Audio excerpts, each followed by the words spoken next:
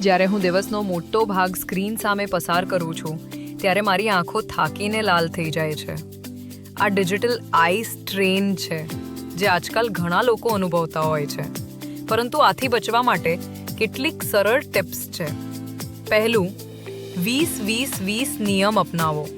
દરેક 20 મિનિટે 20 સેકન્ડ માટે 20 ફૂટ દૂર જુઓ. આથી આંખોને આરામ મળે છે. બીજું, સ્ક્રીનથી 1 થી 2 ફૂટ દૂર બેસો અને રિફ્લેક્શનથી બચો. અને હા, પલક ઝપકાવવાનું ભૂલતા જ નહીં. આથી આંખોમાં આદરી રહે છે.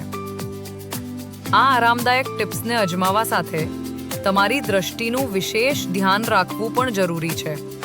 જો તમારી આંખોમાં થાક લાગે અથવા તમને કંઈક અજીબ લાગતું હોય તો આજે જ તમારી આંખોની તપાસ માટે વિઝન આઈ હોસ્પિટલમાં પહોંચી જાઓ.